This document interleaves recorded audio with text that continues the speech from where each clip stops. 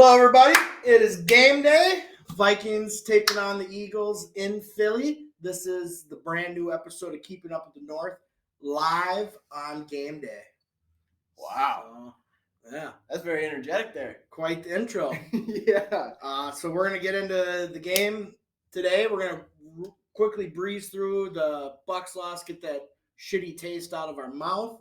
We're going to talk about the Gophers a little bit, talk about the Twins. You know, the whole 9 yards. We got it all. So, we lost the opener 20-17. What are your thoughts? That was a rough game for the offense, especially. Defense looked good. I'm excited. Yeah. You know, Brian Flores took control. He blitzed a lot. I think we had the blitzed on about 50% of the dropbacks. It's the highest rate of any team in week 1. Yeah. Number 2 was the Bucs, so they were bringing quite the pressure. Flores' debut, man, 20 points allowed, 242 yards, and Bucs were 11 for 17 on third down. And undrafted rookie, Ivan Pace. Looked good. He looked really good. Yeah, great. Especially for an undrafted guy. They say he was undersized. I mean, he had 8 tackles, 3 pressures, 1 QB hit, a pass deflection, 75 PFF grade on 46 snaps. And for an undrafted rookie coming in to start like that, that's nuts. Yeah. So on the bright side, that was good. I guess Baker Mayfield knew our play calls going in the second half. So yeah, we saw that he said that. He threw like 175 yards. Good for you, dude. So what I don't understand though, with the offense, we dominated. You look at Kirk Cousins, 344, 2 touchdowns, 1 interception, 2.8 PFF. And the 2 fumbles and the interception. So we can't point the finger at Kirk on these. I mean, he did throw the ball to KJ in a pretty tight coverage. It was behind him too, he said. Yeah. So, it looked like KJ, it got ripped right out. And if you looked at Addison was more open than KJ. So yeah. I don't know. Just getting through the you gotta catch that though. I mean, it looked like it got ripped. It looked like it was in his hand. It may have been behind him a little bit, but it got ripped. I thought it was a touchdown. Yeah. But it is what it is. And then we go into offensive line. Oh God. Probably the worst guard in the National Football League is on the Vikings. He's starting. No other than the foot stepper, putting his hand in the cookie jar. Slapping that ball away. Ed Ingram. Yeah. What's new, right? Yeah. He had about a 44 PFF grade. That is like an F minus. It's an F minus. They did nothing this offseason to correct the line. A, B, C, D, E, F, G. That's a fucking G, dude. He wasn't even the F. That was a G. Man, dude. Yeah, I don't know what's up. They got You know what's funny though? He even said, "I thought I played good." No. That's bad. How do you think that? He didn't play good at all. They need to go out and get Dalton Rinzer. Yeah, Risner needs to come in now. That would help. I think that would help a little bit. I think Ed Ingram needs to go, man. I saw reports today that it doesn't sound like anything's happened. Like no talks are going on between Risner and the Vikings. So we've had this issue with our interior line for the past several years, and it still hasn't been addressed. And you have 36 people on your personnel, and nobody in that group thinks you need interior offensive line. That's ridiculous. What's even worse is last year, the run game, we were opening up holes. Mm-hmm. No holes were open. Yeah. Alexander Madison, 11 carries for 33 yards. I mean, there was a few holes open. He needs to hit the holes a little better. Yeah. If I'm being honest. He needs to read them. He is a really good, I'll give it to him. He's a hard runner. Man, he was turning tackles for losses into positive yards. Yeah. So you just got to get in the right direction, find those openings. And we'll be good. I think the run game will probably be non-existent tonight. Yeah, it's Philly with they got Hassan Reddick, man, Jalen Carter. They're gonna be stacking up on Ed Ingram because Bradbury made a glass. Bradbury, he's out, so Schlutman's gonna come in. The flute, Schlutman. I call him Schlutman. Schlut the flute. And what happens if he goes down? We have nobody else on this roster that can play center.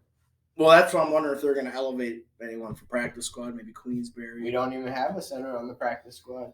Yeah. It's going to be guards trying to play center, tackles trying to play center. I better not go down. We don't have Chris Reed anymore. No, NFI list.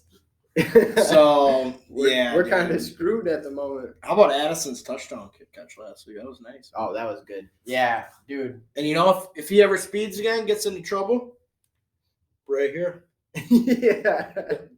And, you know, Bail bonds doctor. Bill Bonds doctor.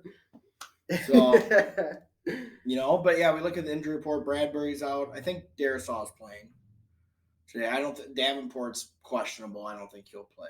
I don't know if he's gonna. Yeah, I don't. That ankle sounds like it might be not a good start for him. Yeah. I don't know how we paid him $14 million to come in here and sit the first 2 games. Yeah, so but I mean, you look at the Eagles. I mean, they're coming off a close game, defeating the Patriots, 25-20. Their Eagles defense gave up 382 total yards, but we talked about their run defense. They only allowed 76 rushing yards throughout the whole game. Mm-hmm. But then we go into this matchup. I mean, it's a primetime game in Philly. Kickoffs at 7:20. Vikings. I'm gonna have burgers, beers, brats, all that. But yeah, man, Kirk Cousins in prime time. Maybe he finally gets the monkey off his back. 3-1. He's actually 3-1 on Thursday Night Football. So that's a good stat to know. So going in, it looks good for him. Philly has had our number. Philly's tough though. They've had our number for the past several years, ever since that NFC Championship game. But if we can go in there and we can stomp them this time. Yeah, but if we don't, we're very well could start off 0-4. I mean, they're in a different mindset too. Like I said, I mean, they're coming off a loss, so they have to win this game. It's fight or flight. Yeah, and they want to get revenge. So then they got the Chargers, the Chiefs. Oh man, it's going to be a tough schedule. So I don't know. I predicted them to lose like 24-7. I don't think it'll be that bad. I think it's going to be like a 14 to like 10 game or something. It might come down to a field goal. That's what it might come down to, actually. 17-14. I don't know. It's going to be a low-scoring game. I almost feel that way.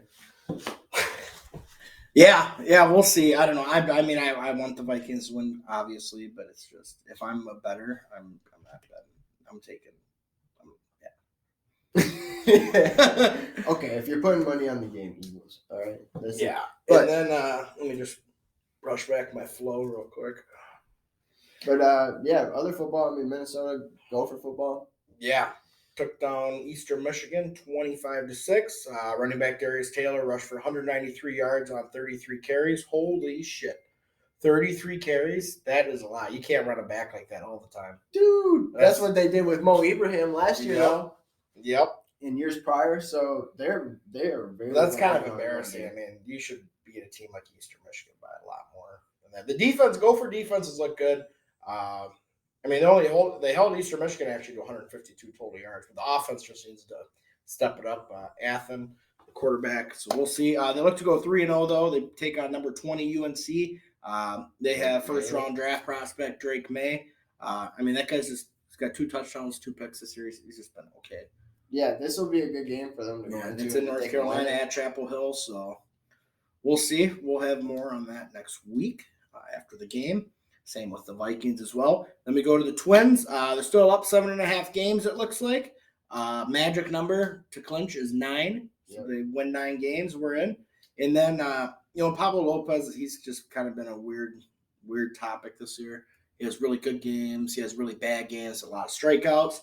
But Pablo Lopez, he's got 203 strikeouts. That's the most by a Twin since Johan Santana in 2007. Oh, I mean, yeah, they're looking good, actually. They played the Rays really well. We only lost by 1 run in 2 of the games, and I believe we won the first game. So, although we lost the series, I was pretty confident with how they look going into the postseason. And Royce Lewis has been on fire, dude. Every time I look at the box score, I watched the game the other night. They walk it off. I think they walked it off on some goofy shit. Mm-hmm. Or no, I don't know. Anyways, this whatever. Yeah, gabagool. But yeah, that young core of Julian, Kirilov. I saw Buxton's getting the quarter zone shot in his knee today to hopefully get some rehab. I don't know what's going on with that guy. That guy is just plays like once he slumps, he's hurt. Glass, dude. But you notice every time when he's playing good, he doesn't get hurt. But when he slumps, that thing, he's hurt. Royce Lewis is our new superstar. We can let Buxton go. Yeah, too bad we still got him for like 3 more years. And we're paying him too much.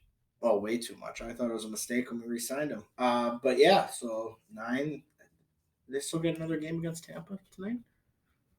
I think the Tampa series is over. Let's see. Twins schedule. Yes, Tampa series is over. Tonight they play Chicago. The White Sox at 6:40 p.m.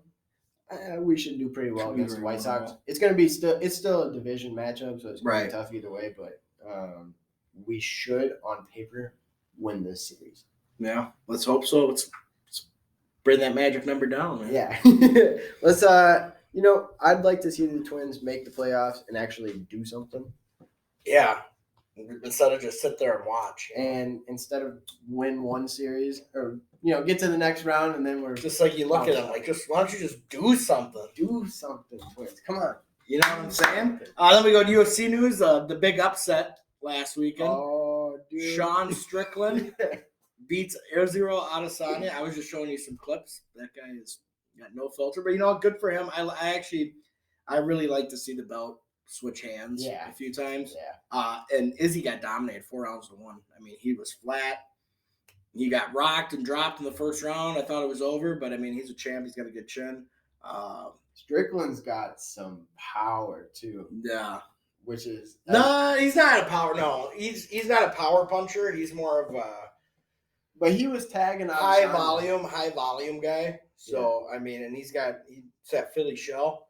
So I mean, it works for him, and he's even admitted like he's not the hardest puncher, but he'll go in there and just hit you as many times as possible. Yeah. But his timing is good. I mean, yeah, dude. And his coach Nick Sick, that dude knows his shit. So that was pretty crazy. Tai Tuivasa lost to Sergio Spivak, or not Spivak. That was his last fight. He lost to Alexander Volkov by. Was it the Van Flute? No, it wasn't the Van Flute choke. Some crazy choke or something. He fucked him up. Tai Tuivasa was pretty game on the feet, but once he went, Tai Tuivasa has no ground game whatsoever. So that happened. There's a lot of controversy. A lot of people throwing around the F word. But yeah, dude, it was a pretty crazy card. I only watched the final two fights, but it sounded like the whole fight card was stacked. So we'll see. There might be a Strickland Adesanya rematch, but if you get dominated like that, you got to reassess some things. Mm-hmm. So we'll see. And then this week, we got Grass over Shevink, whatever. The Bullet Valentina. This is their second fight. It's actually for a belt, so this is a free. Or if you have ESPN Plus, this is going to be a free fight card, not a pay-per-view. We also have Kevin Holland taking on Jack Mandela. Kevin Holland's always game. He literally just fought like a month or two ago. Yeah. So he's always active, dude. So it's good to see. Who else do we got on this card?